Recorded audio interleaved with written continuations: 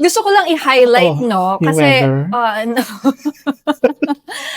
She is due, or her intake was winter 2025. I wanted to highlight this because, Oh, this year lang. yeah, exactly, this year lang. Because a lot of posts pa din on TikTok, on all social media platforms, that Canada is closed.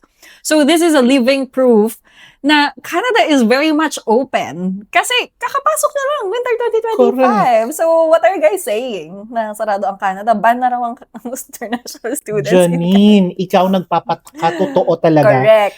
Ikaw yung taga-sira ng lahat ng mga kuro-kuro ng mga netizens na wala na raw.